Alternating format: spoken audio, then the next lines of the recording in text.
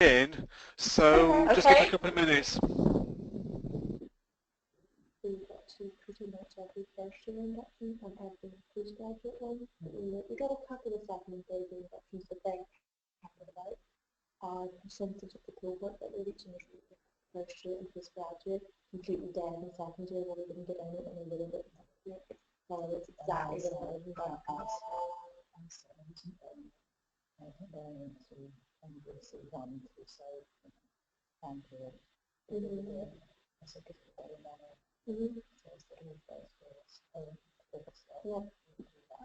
introduce them, show them, sit in the company and they prove that not only have they had lots of people, but the people that on the basis of that region improvement and yeah, it's a familiarity and comfort. Takes a personal touch, doesn't it? Absolutely. It's really things that you consider. Yeah. What do you mean the rest of the year or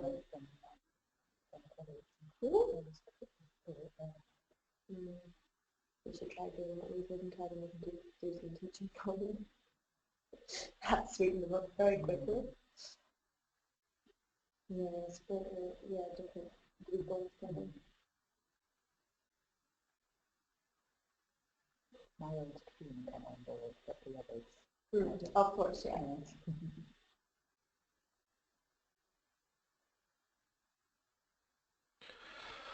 Okay, let's make a start. Okay. We don't have that long, and Kathy's going to mute people as they arrive, so we will be able to get on undisturbed. It's my great pleasure, I'm Steve Outram, Associate Director for the CRA, to welcome you to our webinar with Jill and Carrie this lunchtime from Hartpury University Centre to talk about student engagement and employability. They're going to talk for about 40 minutes, then they'll give us 15 to 20 minutes for questions at the end. So I'll shut up and say thank very much to Jill and Carrie, and the floor is yours. Thank you. Good afternoon, everyone, and welcome to Hartpury and to Carrie and I.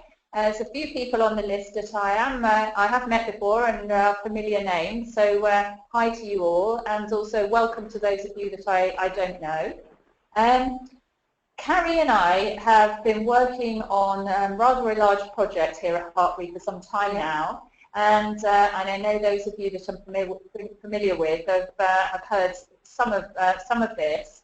We've been looking at developing an employability framework here to support our students and to connect them with opportunities that they may have later on.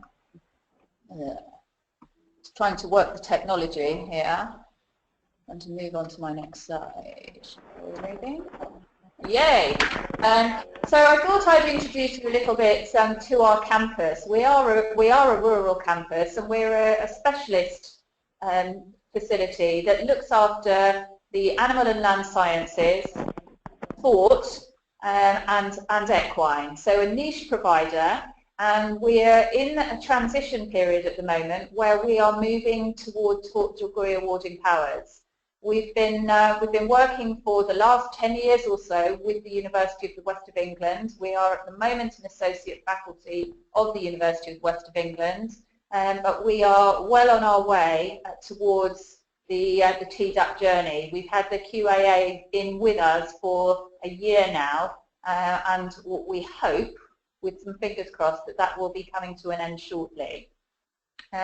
So when we started and embarked on the journey towards taught degree awarding powers, one of the areas that we've had to take on from UE, and we took on fairly early from UE, was the careers provision.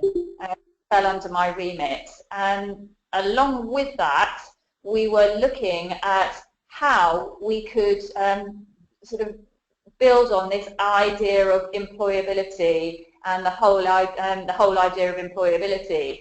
And this is where I was introduced to the lovely colleagues at the CRA who have helped me a great deal along the way in introducing me to the ideas around this. And so thank you all very much for all the conversations and the research and the work that's been done, because that has really helped to shape this project.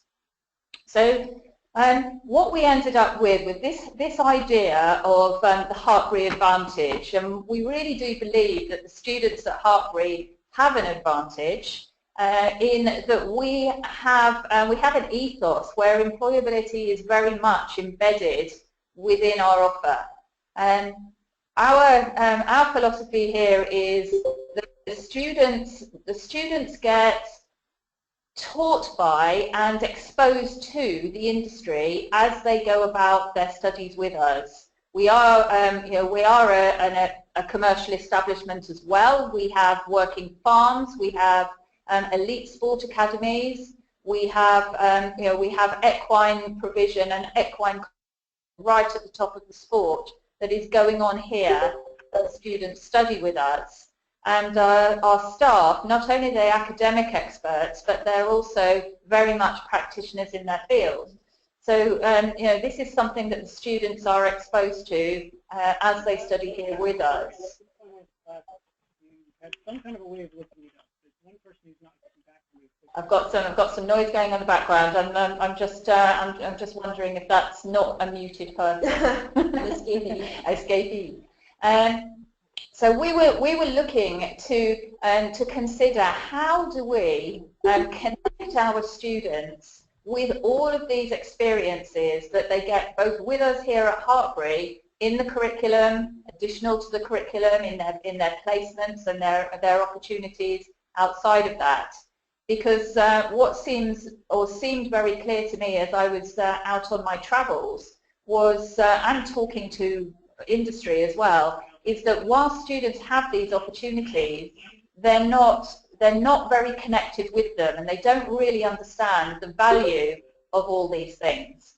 So what we were looking to do was to try and find a mechanism that allowed students to actually engage with those things. And sort of rather than having a scheme that gave students tag-ons, we wanted to create some kind of umbrella concept and a way of getting students to engage with these extra values right from the moment that they joined their degree program. So we came up with the idea of the Hartpury Advantage, and the mechanism that we're using to support that is through the use of an e-portfolio. We're using a Mahara platform to support an e-portfolio experience, and the idea that it is everybody's responsibility within Hartpury to point the students towards capturing their experiences in the e-portfolio and reflecting on the value of those experiences as they go. Now, I'm aware, probably from the last CRA conference I went to, the magnitude of this task, and upscaling what we did as a pilot project last year to a whole institution approach is not to be underestimated. But we believe very strongly as a small institution that we can do it, and we're going to certainly give it a go. And we aim to enable our students to articulate and evidence their knowledge, skills, and the attributes that they are going to build as they go. We came up with a wheel diagram which is fairly similar to what the HEA have produced as their sort of blueprint for employability in terms of the attributes that students need. I don't think any of us that are working in this area really have any argument as to what these things actually are. There's a lot of common ground here. I think the difficulty for all of us is how do we actually get our students to engage, our academic colleagues to engage, and how do we actually get our students really connected with these things so that they understand that value. So this is the Hartpury Advantage project. And within that, and I'm going to pass you to Carrie in a second, she's going to talk to you about a sort of very important but smaller pilot project that we did last year with some money from the HEA, which we called SAGE, and that was student achievement and graduate employability. And this was really Carrie Bailey, so she's going to talk to you about that aspect of the project, which is a part of developing this. Okay, thank you, Jill. I'm really glad to be able to tell you about what we now call the Achievement and Success Centre here at Hartpury. And as Jill said, this is an important but one of many facets that makes up the Hartpury Advantage. I'd just like to take a second to give credit to my colleague Lucy Ratcliffe and Kate Murray, who are also heavily involved with me in making this all possible. And the Achievement and Success Centre has been formed on the pilot that we ran last year that Jill introduced you to, called SAGE. The key principles of our thought process behind this programme were that the skills for academic performance and the ability to thrive at college can be taught, and that any motivated student can learn them. And what we mean by that is that students aren't born being gifted writers or great analytical critical thinkers. None of us are. These are simply skills that you've got to immerse yourself in and take support on and build and improve on all the time. Each one of these skills that we improve in students can result in a meaningful marginal gain. And what I mean by that is if we improve their communication marks a little bit, and we improve their critical thinking a little bit, and we improve their understanding of referencing and why they must evidence their arguments a little bit, that should result in a meaningful improvement in the overall work that they do. We also believe very strongly that staff who follow this ethos of improving skills through practice and engagement will be able to convince students that these skills improve with effort. Now, we have in fact very carefully chosen the staff that engaged with us to deliver these sessions by looking for students that are staff that really do share that ethos. Finally, we very firmly believe that students need to be well supported before we make academic demands of them. And we do, as institutions, make quite a lot of demands and challenge the students. That's what they're here for. But for example, we may be assessing them by asking them to do their first presentation of information. At the ASC, we don't believe it's right that students be asked to do their first presentation in front of people without being able to talk the skills that will allow them to cope with that endeavour. We also realise how often we give students constructive and critical feedback because they need to improve on their last attempt and produce something of a higher quality in the next instance. But that can seem very much to the students like we're presenting them with problems, and they may not see them as problems that are easily overcome. So the ASC also strongly believes that we need to support students in the moment that they receive feedback so that they remain receptive to support and willing to engage in future attempts, even if they're disappointed with some of the things we have to say at this point. So the pilot, which was called SAGE, which was the Jill said, Student Achievement and Graduate Employability, was very generously funded by the HEA through their Strategic Excellence Initiative. And in this pilot, we offered a menu of 22 sessions to a pilot group of 103 students. We all are a small institute, but obviously that's quite a small subsection of the group that we tested it on. These range of sessions covered employability, academic and personal skills and attributes. So it's obviously designed to produce a well-rounded student who is able to cope with the intellectual rigours of being here, who has the personal skills to thrive and do well at Hartpury, and then be able to go out into employment in the future. We had a team of dedicated staff, and we managed to deliver a total of 101 hours of sessions in our pilot year. Those staff typically delivered only one subject, and it was one that they particularly identified with and felt that they had an authenticity for standing up and delivering. At the end of the year, we had a total of 389 attendances, and we reached 90% of the pilot cohort, which was really important to us one of the secrets to reaching such a large percentage of the pilot cohort was embedding some sessions in modules. So a module leader would have identified that a particular session would support the students in their mode of assessment for that module, and we went in and delivered within the lecture. This allows us to reach a much larger number of students. We also had a very interesting phenomenon where shortly after Christmas we realised that the pilot was having an impact on the students' ability to perform well and cope, and we felt at that point that it wasn't really right to withhold the service from other students. So we did a soft. We didn't advertise anywhere publicly. There weren't posters up as there are this year. This was word of mouth, so student to student or staff members recommending to students outside of the pilot group. And from that alone, we ended up with an additional 233 students being involved who were not part of the pilot but identified as wanting help now. So we did rather a lot of work to test the efficacy of what we were doing. So everything that we collected was compared double blind to avoid bias. We collected performance data from across the year. So this was an assessment that all students in the cohort sat in first semester and their exam, and the assignment and exam for second semester. And it's important to note that the same marker marked both assignments for consistency of marking. We also measured the students' academic confidence at the start and the end of the year using a validated scientific questionnaire.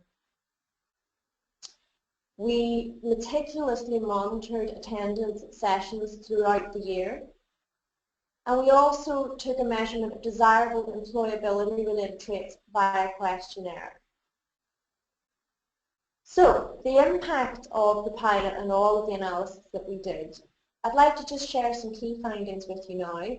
What you can see in this graph are marking criteria that we use in Hartpury paired against the relevant ask session. So the first one I'd like to discuss is the marking criteria communication. And this associates with a session called Hit the Bullseye with Academic Writing. And I'd like you to notice that students that attended this session, which was an hour and a half long and it was a one-time attendance, scored nearly 19% higher for communication than those students that did not attend. Next, I'd like to draw your attention to referencing. We run a session called Evidence Your Arguments, and students who attended this scored almost 10% higher for the quality of their reference formatting and the use of references to evidence arguments within their assignments. The next cluster is intellectual skills, which covers analysis, synthesis, evaluation, and the application of problem solving. We run a session called critical evaluation, think like a wolf, not a sheep. And students that attended this session, which again was only an hour and a half long, scored almost 12% higher for intellectual skills on their subsequent work. Finally, we run a session called Performance Techniques for Exams, which brings in attributes from psychology and coaching, stress management, and analysis of questions and marking schemes to students. And after one attendance at this hour and a half long session, students that had been to us scored nearly 21% higher in their subsequent exam than the students that didn't. And of course, this has a cumulative effect. So what you see in this graph are 4 bar charts representing students that attended no, 1, 2, or 3 of our available academic sessions. And very quickly, after just 2 sessions on academic skills within the centre, the difference in marks for assignments is easily 2 grade boundaries, which is a very, very meaningful improvement for that student. But of course, the very cynical amongst you, and I'm quite like cynicism, so I won't take it to heart, may be wondering if it's possible that we simply attracted better students to the centre and they were always going to perform better in these assignments. So we did some analysis to measure the journey travelled of students, and what you see in this graph is the improvement from the first assignment in semester 1 to the second assignment in semester 2.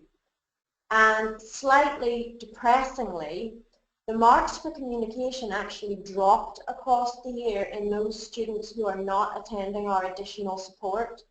But they not only kept pace in the students who came to us, they improved.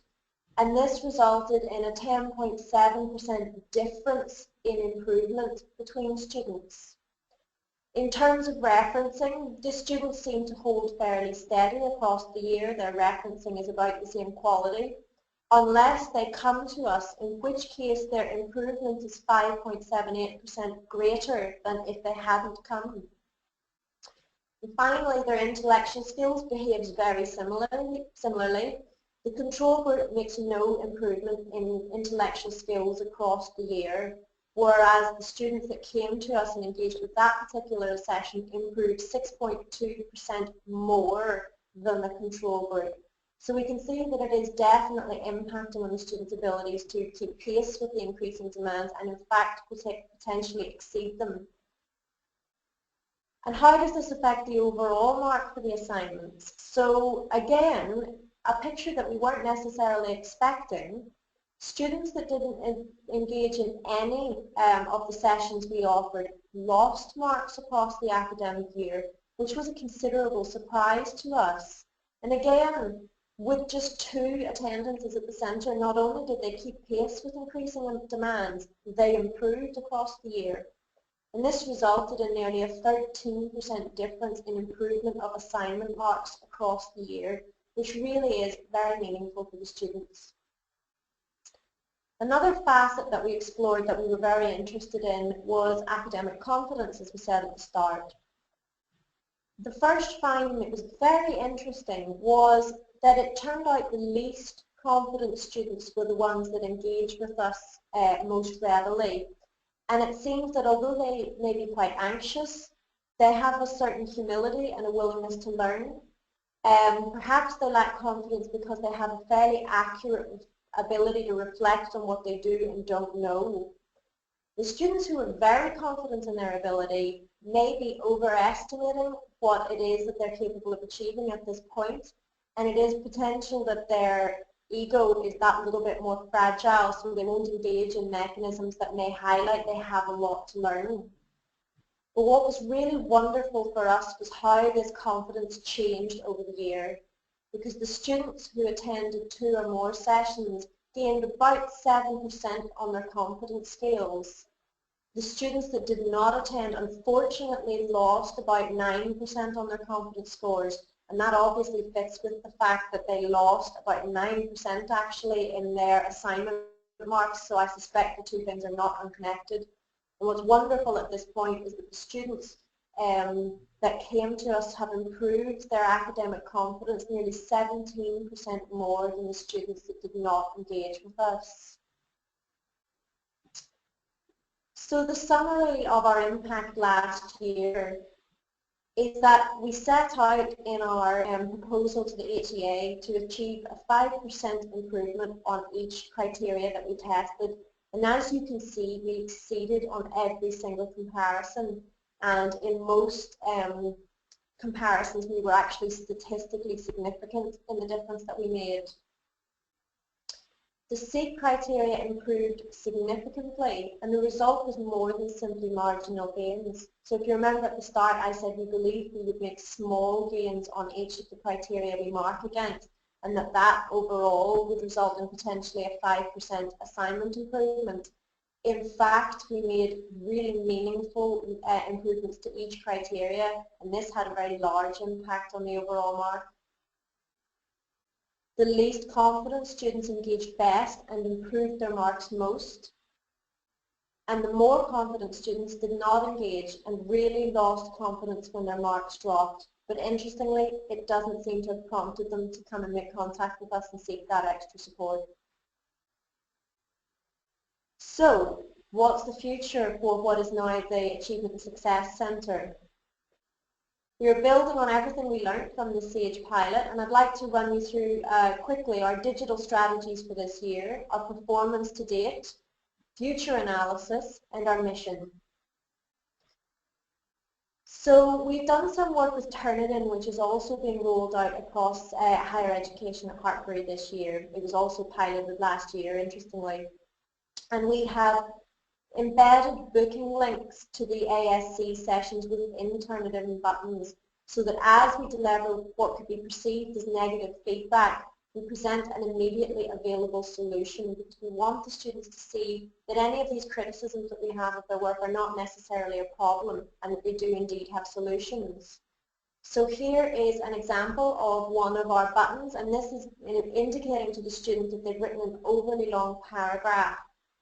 We have the opportunity to explain to them what that may mean, and to suggest that hit the bullseye with academic writing will help them with this, which we know in fact that it does. And if they click the link that's embedded within there, they'll be taken straight to a description of what that session covers and a link to be able to book their place on it. So we have carefully worked through all of the feedback within Turnitin and embedded links to relevant booking sessions where that's appropriate. We've also invested considerable time. We had a very successful Moodle page in our pilot, and we've really built on that and developed it even further. And it's very important to us that this is friendly and inviting and provides a feel-good factor to the students. So if they go to the ASC Moodle page, this is the home page that they're greeted with. And what you'll see here, this banner, if they click on that, will take them to generic information about the centre. But each of these are 4 bundles for themed groups of sessions. So we have sessions relating to assignments. We have everything they need to excel at exams. We have a section called Release Your Potential, which deals with the more psychological, personal and emotional aspects of coping here. So that includes things like time management and a session run by the counsellor called Coping with Stress and Personal Challenges. It also looks into helping them identify what kind of learner they are so that they can trigger optimum learning patterns during their study. And finally, we have Explore Your Future, which is obviously got everything relating to career advice. Now, if they click on one of these bundles that's particularly interesting to them, they go through to the screen for, in this case, the art of assignments. We have a description of how these sessions will help them, and of course we have shamelessly put the statistics for improvement in, because there's no point doing all that analysis if you can't really sell it to the students. And you can see here all of the sessions that we provide that are aimed to support them in performing well in their assignments. So if they were to pick one of these sessions, they will be shown a description of what is in that session and the impact that that particular session has the potential to have on their work. If at that point they decide they're interested in the session and that it's relevant for their particular weakness or concern, they can click on the booking link. And they will be shown every time that session is running from now until, in this case, Christmas. And what's important about the model that we're using here is that every session we run takes place multiple times, typically 4 to 6 times a semester. And that allows the students to pick a time that is most convenient for them and fits with their timetable. We run them every Monday and Wednesday afternoon. We also have a full schedule of, I think, about 20 hours of sessions being delivered next week in study week. Some students evidently prefer to do a little bit every week, and some students find it difficult to squeeze that all in when they're already dealing with teaching, and will tend to do a bundle of intense sessions over study week. We're also very careful to theme the days of study week so that every session running on that particular day relates to another, which means that they can most optimally use their time. And it's just worth pinpointing at this point, this is a figure from today, you know, as far away as the 12th of December, that session was only supposed to have 30 spaces, and I've had to expand it to 42, which will involve finding new chairs, because we have so many students keen to attend that session. And part of the reason for that is that we also very carefully timetable our schedules to meet the ebb and flow of the academic year. So obviously performance techniques for exams runs predominantly towards the end of the semester, but everything to do with assignments will have been run at least once before the first assignment is due to be submitted. And this is what we're talking about supporting the students in advance of the demands that we make of them. So the performance so far, which has been very exciting, we're in week 5 of teaching. We have scheduled 104 hours of group delivery this semester, which means that we're now running double the number of hours that we ran in the entire pilot. But we have been able to fit that in, and we have the staff who are committed to coming and delivering that because they believe in the project, having seen the findings. We have already delivered 43 hours of contact as of today. As I said, we're only in week 5 of the 12-week semester, and our most intense delivery is next week. And this has resulted in 749 attendances, which considerably breaks our total for the whole of last year in the pilot, even when we opened it out in a soft launch to other students.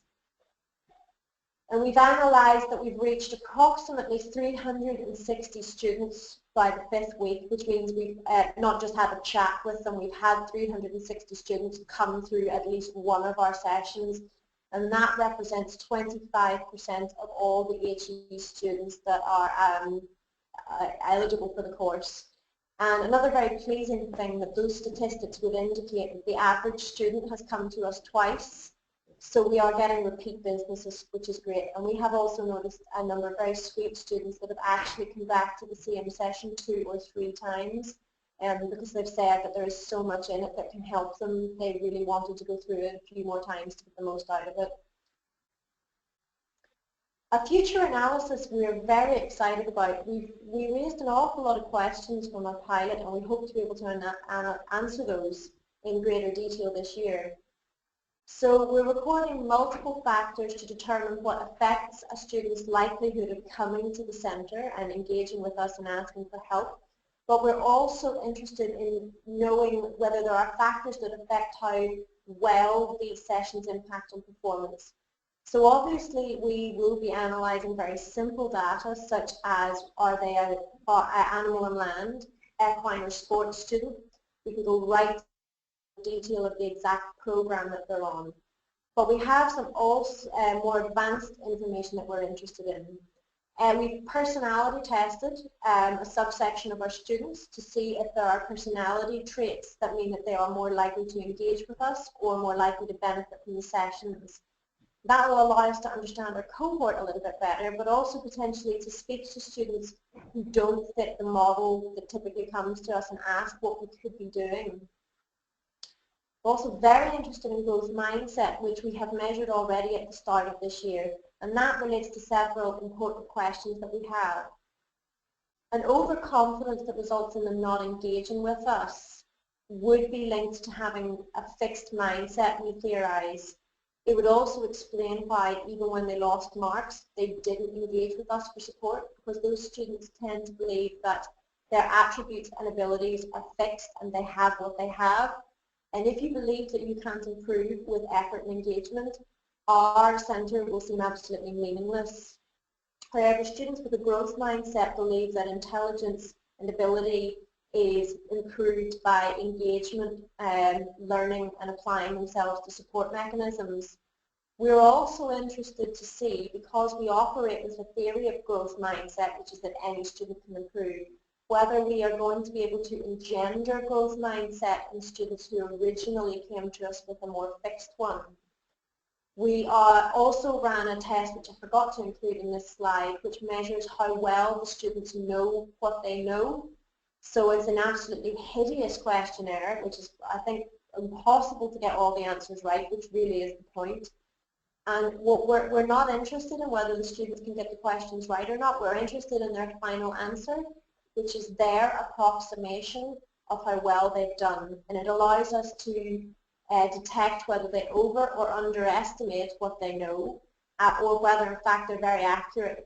Because obviously we believe that students that overestimate their own knowledge and ability, again, will interact with the centre. We're also gathering a large amount of related data on factors that are important for inclusivity. So we are collecting data on ethnicity, gender and age. whether they're registered on the autistic spectrum, which we've classified separately to specific learning difficulties at the advice of our head of inclusivity. So specific learning difficulties would tend to be things like dyspraxia, dyscalculia, and dyslexia. We have also measured whether they've registered as having a mental health issue in their time with us, a physical health issue, or whether they're graded as a 1 or 2 on the polar system, which identifies students who are coming from areas that do not typically see engagement with further education, and they're known to be particularly vulnerable to not coping well with university because that understanding and support mechanism at home may not be present. And the aim of all this analysis is to ensure that we are absolutely inclusive in our support to allow us to be accessible and effective to all of our students. So our mission built on from the work that we did in the pilot scheme last year. We want to begin with any student that comes to us by urging them to accept and value their individuality. And the reason for that is because every single student in any centre has unique factors in their lives. Some of those factors will enable them to perform well. It might be that they have a very supportive home life or a supportive partner. It might need to be that they're financially comfortable and can afford to pay for extra opportunities to learn things. But of course, many of them have limiting factors that are outside of their control, such as mental or physical health problems or difficulties in their personal lives. And we really, really reinforce to our students that there is no point in comparing themselves to others because no one can tell what anybody else is up against. We want to challenge students to identify their own robust and honest definitions of achievement and success, because the definition of success is the accomplishment of an aim or purpose. So if students aren't committing to defining what their purpose in being here is, they by default can't actually succeed in their time here. But of course it is all too easy to set the bar very low, to have us not be honest with yourself and say I'm capable of so much more, and what I aim for and my purpose should be rigorous. We're determined to motivate students to develop their own tenacity and resilience in the pursuit of their goals. They are going to have experiences in their times here that will knock their confidence and make them question whether their university degree or the particular module that they're on is right for them. They're going to get marks that are disappointing to them or feedback that they take personally, and they may question whether they're making the right decisions. And those experiences are fine and in fact very important for development as long as the students can get back up, apply the feedback that they've been given, and make a better attempt next time. We are providing many opportunities for academic and personal growth. Our menu of sessions I think is extended to 26 sessions now, and as you've seen they cover diverse areas that create rounded academic, employable and personal attributes in our students. We also want to incite students to take pride in the effort, skill and courage they demonstrate. And that's taken directly from the definition of achievement, which is a thing done with effort, skill or courage. And what we're trying to present to those students is that the outcome is important when you engage in an endeavour, but what also matters beside that is how much effort, skill or courage you apply regardless of the reward you get at the end. And none of this initial pilot project would have been possible without a large number of staff who during the pilot typically gave up their time on a goodwill basis. Fortunately, in the new program, we've been able to calculate these into workloads and have proper time set aside for staff. But we had a large number of people that delivered sessions for us, developed sessions, and attended meetings about the direction and focus of the pilot. And that's everything I think that I'd like to cover about Ask. Jill, I think, should say a bit more about the overall project. Yes, thank you very much, Carrie. It's been an absolutely excellent pilot project. We're very proud of the work that the team has done and the opportunities for students. And in terms of Hartpury and the Hartpury Advantage, we are absolutely committed to the opportunities the Hartpury Advantage can bring.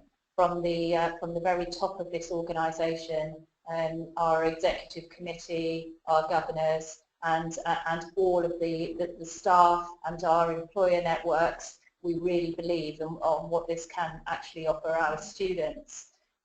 Carrie has given you a very detailed view of the SAGE and the ASK project, but alongside this project, there are other pilot projects that we are working on to feed into the Hartpury Advantage. Many of you who have met me before have been aware of the portfolio pilot project that we also ran last year, where we took 2 cohorts of coaching students through experience of ePortfolio.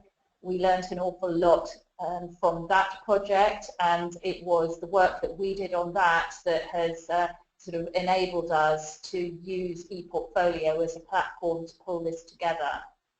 We're looking at enrichment projects where we're working very closely with our employers to bring opportunities for students that are very real world into the curriculum, and there's additional opportunities outside of that. So this really is a holistic project, facets to it.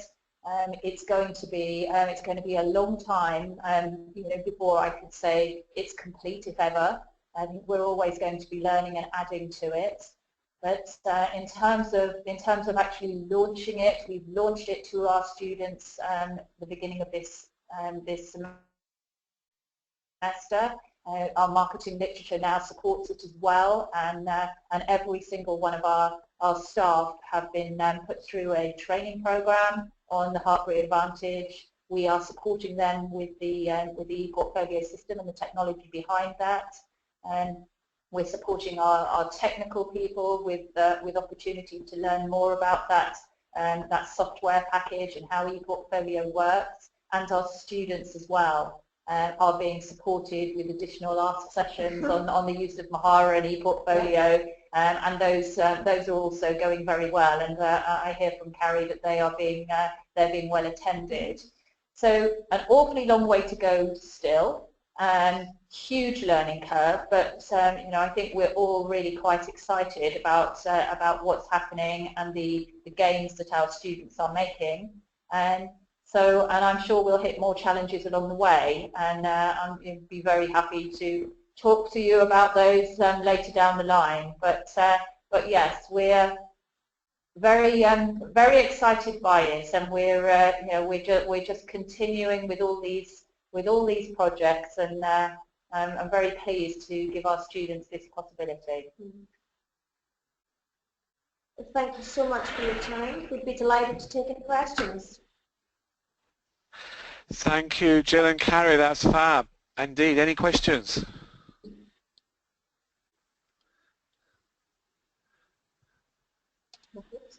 Very quiet. Oh, they will be coming. While people think of their questions, I've got a couple. Could you send people the references that you've made? Yeah, absolutely. Can I get emails for people from somewhere? If you send them to Cass, you'll send them to everybody else. I will do. That's smashing, thanks very much.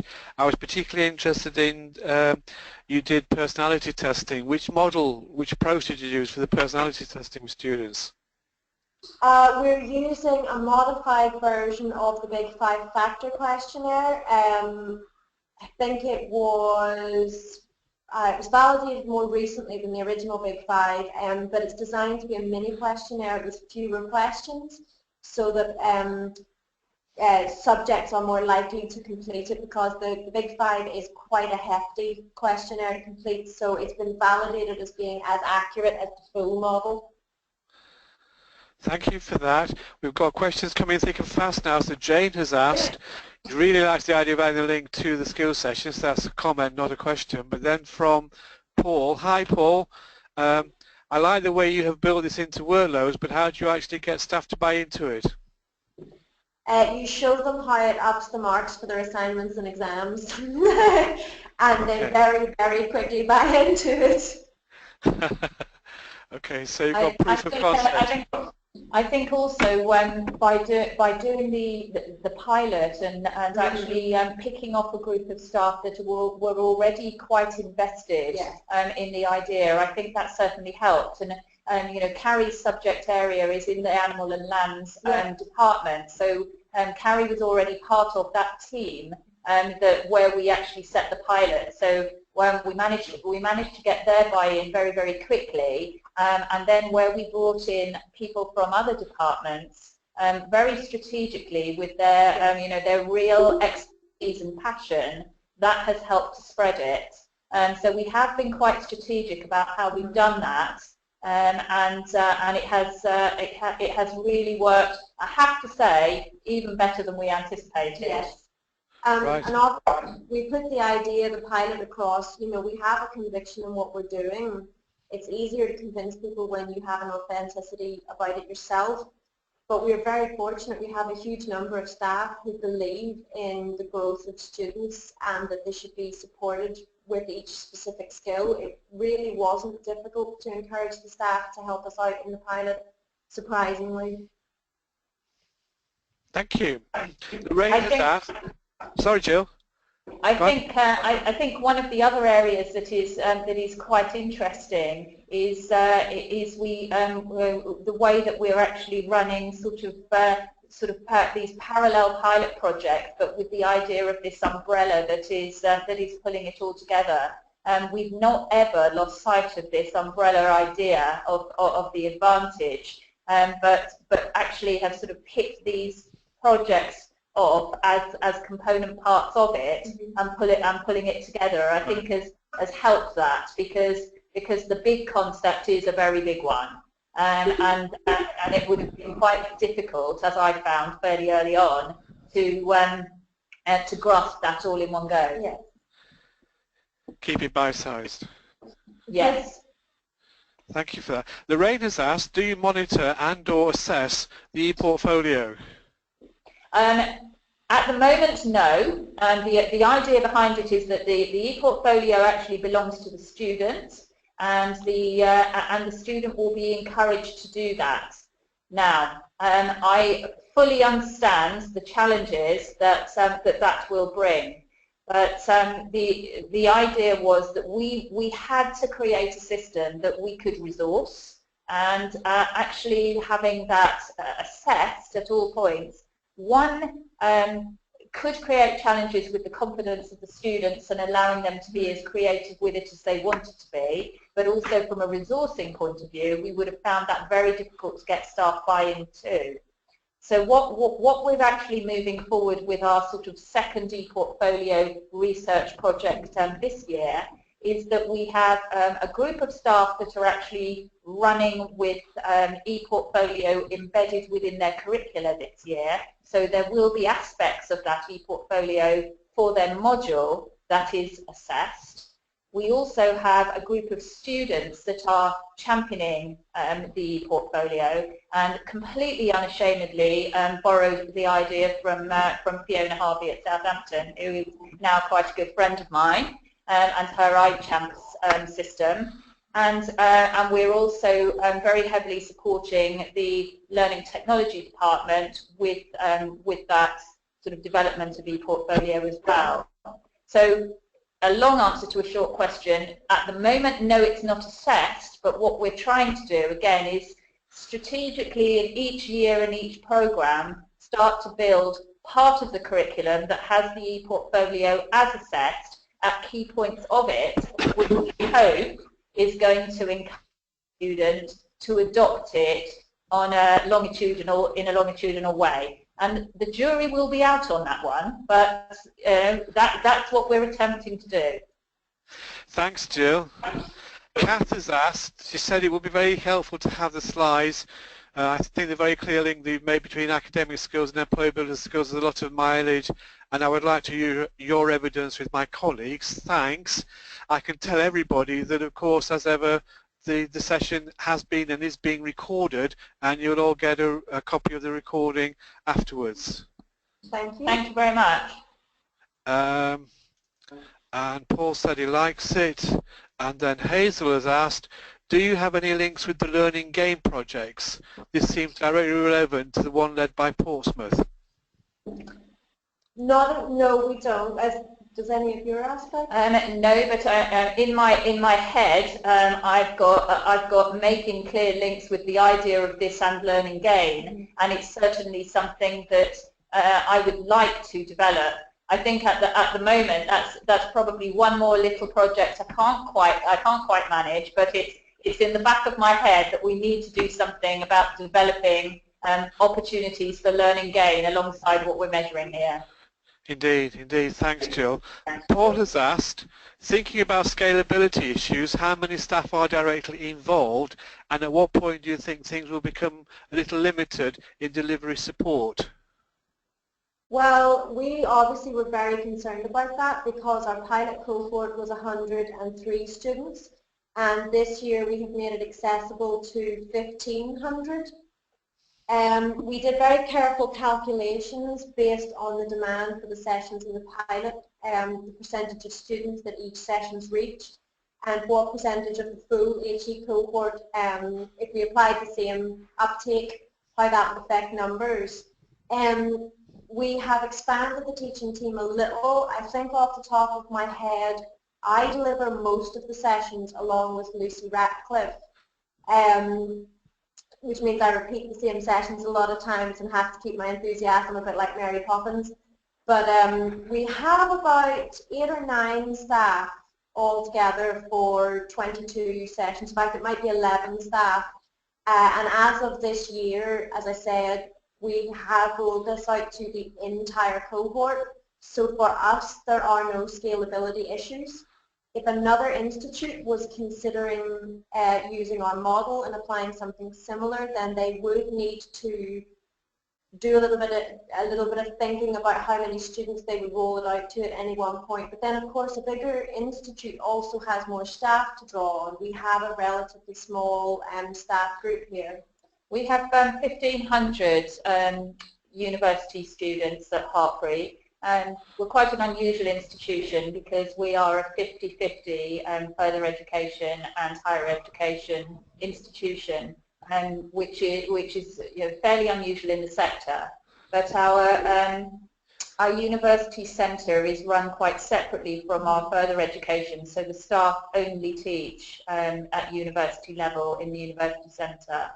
And just also thinking about how other resources that we're pulling into this sort of overarching project is my sort of resource department is innovation, careers and enterprise, which takes the sort of enrichment activity, placements, industry partnerships, careers as well, and professional courses all under one department. And what we're able to also offer students both through the Ask Centre and additional to it is additional sessions and workshops to help support other aspects too. So this is kind of the next part of the project, is how we actually start to pull some of these together and use and build on all the experiences of the great graphic, the Moodle, and actually communicate all of these things as a whole offer. So we're working very hard on pulling other aspects in as well. My department's had a bit more money this year. I've grown a little, so that's good. Thanks, Jill. A couple more comments. Hazel said the learning game projects are funded by HEFGI and are nationally important as they may have links with TEF in future. I am based in Southampton but support the Portsmouth project, and I will mention this project to the lead. Thank you, Hazel. Thank you very much, Hazel. We'd love to. No, we'll be on board, definitely. And Lorraine has said, it's great to see your evaluation, which includes a control group, so difficult to set up. Are there plans to write this up for peer review and publication? Only asked because there aren't many published studies related to employability that have done this. There is indeed. The first wave of data is intended to be submitted in the next few months, and that's based largely on what you've seen today.